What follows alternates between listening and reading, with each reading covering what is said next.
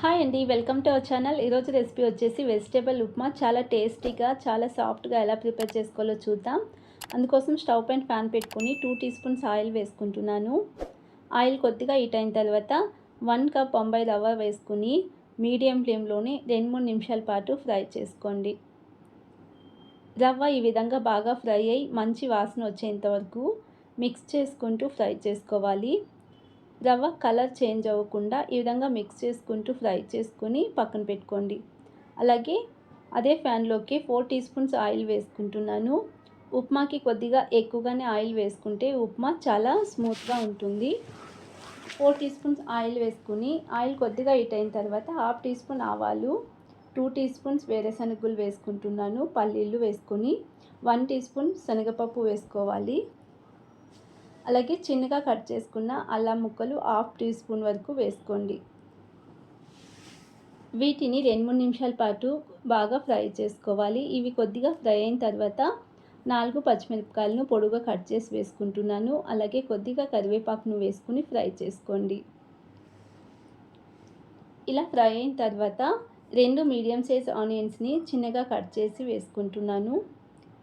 ఆనియన్స్ని కూడా మరో 2-3 నిమిషాల పాటు మిక్స్ చేసుకుంటూ ఫ్రై చేసుకోండి.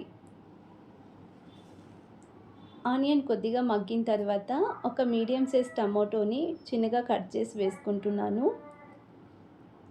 అలాగే ఇందులోనే 1/2 కప్ వరకు బఠానీ వేసుకుంటున్నాను. అలాగే 1 మీడియం సైజ్ క్యారెట్ని చిన్నగా కట్ చేసి వేసుకుంటున్నాను. వెజిటేబుల్ ఆప్షనల్ అండి, వేసుకుంటే చాలా బాగుంటుంది, లేదంటే స్కిప్ చేసుకోవచ్చు. కొద్దిగా సాల్ట్ వేసుకుని వెజిటేబుల్ని ఫ్రై చేసుకుందాం. వెజిటేబుల్స్ని 50% వరకు ఆయిల్లోనే ఫ్రై చేసుకోవాలి. వెజిటేబుల్ బాగా ఫ్రై అయిన తర్వాత ఇందులోనే 1 కప్ రవ్వకి 3 కప్పులు నీళ్ళని వేసుకుంటున్నాను. ఇలా 3 కప్స్ వాటర్ వేసుకోవడం వలన కరెక్ట్గా సరిపోతుందండి. మరి కొద్దిగా పలుచగా కావాలి అనుకుంటే మరో 1/2 కప్ ఎక్స్ట్రా వేసుకోవచ్చు. మిక్స్ చేసుకుని ఒకసారి సాల్ట్ చెక్ చేసుకోండి. ఈ విధంగా చెక్ చేసుకుని కావాలి అనుకుంటే కొద్దిగా వేసుకోండి. అలాగే చిన్నగా కట్ చేసుకున్న కొత్తిమీరని వేసుకుని మిక్స్ చేసుకుని మూత పెట్టి లో ఫ్లేమ్లోనే 4-5 నిమిషాల పాటు మరిగించుకోవాలి. ఇలా ఎసురు మరుగుతూ ఉన్నప్పుడు మేము ఇందాక ఫ్రై చేసి పక్కన పెట్టుకున్న రవ్వని ఒక చేయితో వేసుకుంటూ ఒక చేయితో మిక్స్ చేసుకుంటూ లో ఫ్లేమ్లోనే పెట్టుకొని రవ్వ వేసుకొని మిక్స్ చేసుకోవాలి. ఇలా మిక్స్ చేసుకుంటూ 2-3 నిమిషాల పాటు ఈ విధంగా ఉడికించుకోవాలి. ఇప్పుడు మూత పెట్టి మరో 4-5 నిమిషాల పాటు లో ఫ్లేమ్లోనే చూడండి, ఈ విధంగా లో ఫ్లేమ్లోనే ఉడికించుకోవాలి. ఇప్పుడు స్టవ్ ఆఫ్ చేసేసుకుంటే వెజిటేబుల్ ఉప్మా రెడీ అండి.